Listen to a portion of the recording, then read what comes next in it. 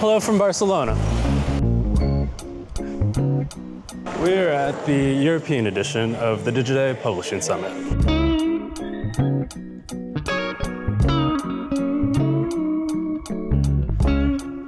And coming fresh off the U.S. edition of the Publishing Summit about a month ago, I'm curious to hear how the situation facing publishers in Europe compares and contrasts with those in the U.S. That is a deep and meaningful question. That's a very good question. I do think that many of the challenges are the same. I think that the same challenges prevail across both of those sort of geographies. I think I see more similarities than differences now. That's not always been the case. There are lots of similarities, but obviously there are also lots of differences. The key difference, obviously, Europe is not a homogeneous market. One size doesn't fit all. Where we work across Europe, we have to look market by market. We have to make sure that we've got the right content sitting on the right channels in the right markets. Some markets, like for example Spain, prefer more scripted content. Some others, like Germany, we have more success with non-scripted, for example, BBC History.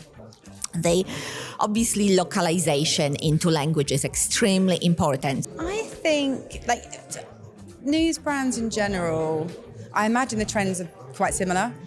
I find that we have, the Daily Mouse specifically, it's a huge heritage brand in sort of the UK. And when it sort of goes to the US, I think the landscape of traffic changes. So we have UK very loyal direct users. In the US, it's more referral traffic and indirect. So you're more at sort of the whim of algorithmic changes and sort of the diversification of the platforms than you are potentially in the UK, where we've got this really loyal, recognized brands, great resonance with consumers, and loyal traffic is the key to everything. So there's slightly different traffic makeups for us between sort of UK and US. Our business recently launched into the US with a few, some of our national brands pushing onto that side of the Atlantic. And one of the things we've noticed with those types, the explosion of what we call off-platform, which isn't as relevant on the European side. For Europe, it's very much on-platform or subscriptions plays. But as soon as we go into the US, there's a huge number, there's a far greater market for content sitting natively on platforms that aren't owned and operated for us. While there are differences in the situations facing publishers in Europe versus those in the United States, a lot of the challenges that they face are pretty much the same.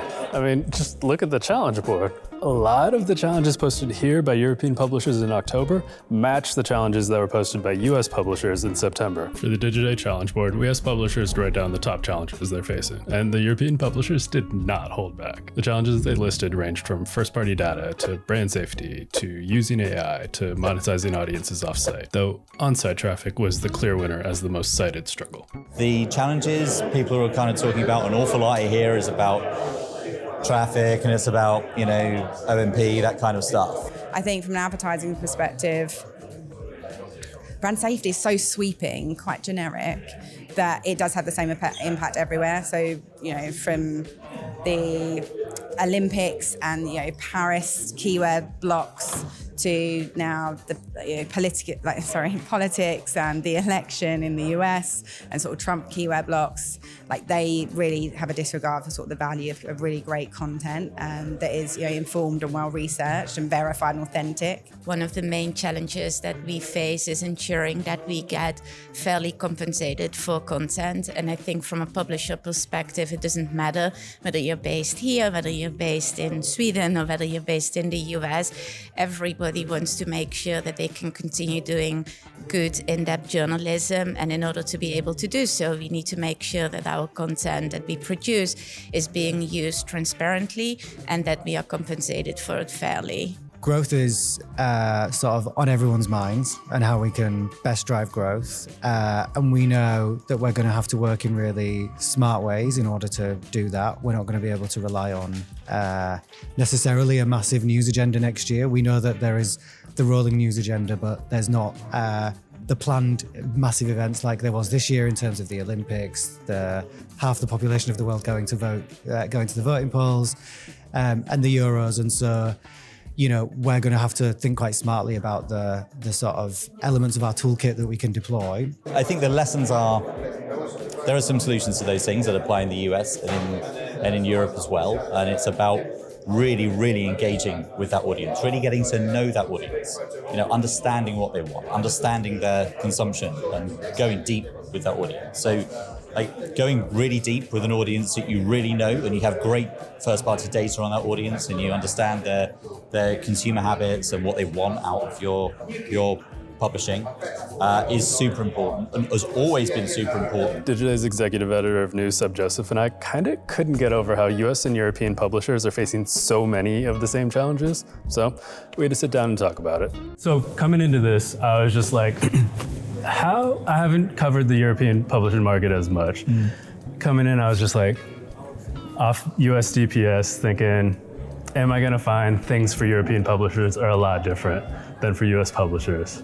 My takeaway so far is like, no, it's a lot of the same issues. We're hearing a lot about site traffic, a lot about brand safety. What have been your big takeaways from this? Yeah, just to that point, I guess just how ubiquitous these challenges are, across the Atlantic, but also the fact that there seems to be a dearth of solutions, right? Like just being in the town hall, and it just felt like we were in a death loop of just pessimism and just no real agency from publishers to be able to affect the situation. A lot of talk about the issues with, on how advertisers approach kind of news, a lot of kind of commentary on the kind of agency challenges, right? And I guess almost a disconnect between the investment thesis of buying against kind of news and supporting that content. It's premium, it's authoritative, it's well produced, kind of read by the types of people that a lot of these advertisers want to get in front of. And yet at a trading level, that kind of thesis kind of goes out the window once that trader has to hit, certain kind of KPIs, or is just wary of appearing next to kind of certain sort of, I guess, perceived at least anyway, sensitive kind of content. So it's just been quite stark, right? Like just there's almost a resignation in sort of many ways. I don't know if that's come through to you as well, but it felt like that also came through when talking about the site traffic decline issues, and kind of everyone seemed like, it's happening. It's tough to know what exactly to do about it. And then there was kind of that dynamic that emerged yesterday during the town hall session where, it was basically, how do we get this audience back to our properties, but also how do we get ourselves, our content to the audiences on these other platforms where they're at? And it doesn't seem like a zero-sum dynamic, or it doesn't seem like it has to be a zero-sum dynamic, but it seems like it, in a lot of ways, is a zero-sum dynamic. But maybe if like publishers weren't willing to kind of be that honest about things. I thought it was interesting hearing how on the sort of referral kind of traffic declines, publishers having to almost rethink the narrative about the reach that they have. There's a lot of talk about attention and thinking about kind of the different metrics they can use to articulate their kind of value. How much, again, that kind of gets traction in market, I don't know, because these things don't happen in a vacuum, right? Like advertisers, I guess at the crux of all of this stuff, need to really change how they think about kind of just buying more broadly, right? So, I think it is. I wonder about the zero-sum game sort of aspect that you sort of raised, but it was interesting that we tried to push on it in the town hall, and there was a bit of a reticence to sort of do it, even off the record, and under sort of Chatham House rules. So, and it seems like if there is a silver lining or like hope to any of this, it seems to be getting folks in a room, getting all these publishers in a room in these town hall sessions seems to be helpful for them all, if only to vent to one another. 100%. But then the big takeaway seems to be like, the room needs to be even bigger. We need to get not just publishers in the room together, but agencies, clients, and their ad tech vendors in there. Maybe that's the next summit I go to. But no, to your point, I think that's it, right? Because we have these town halls and there's some really kind of salient kind of points raised, and everyone kind of goes away being like really optimistic, and then they kind of get back and enter the real world, and it's like, like there's a bigger machine around it. So I think, and probably sort of that got to the crux of what was everyone was talking about with programmatic, or at least why a lot of the focus was there. It was because that's not really a good outlet for process, even for that type of relationship, right? There are so many intermediaries between the publisher and the advertiser that it makes it hard to sort of have those conversations. But yeah, I think, you look at some of the different initiatives that have been mentioned throughout this week, in terms of how certain agencies are thinking more proactively about how they go about supporting kind of news via their kind of clients. I think that is probably the only way we can really affect some changes, by bringing those different stakeholders together and really getting them to have a frank, candid conversation about what needs to happen. And also the right ones, right? Because it seemed like a lot of this issue was happening right at that C-suite, from a CMO level. Like, we heard a few agencies sort of talk about the fact that they're rarely aware of these kind of problems. But whenever they kind of kick it up the chain, they get a lot of kind of pushback. So they're kind of stuck almost between a rock and a hard place when it comes to, their share of the kind of blame in this issue. Yeah, and I guess it sets us up nicely for next month when we got the Programmatic Marketing Summit, where we could see what the buy side has to say. Yeah, although you can pretty much guess where that's going to go, right?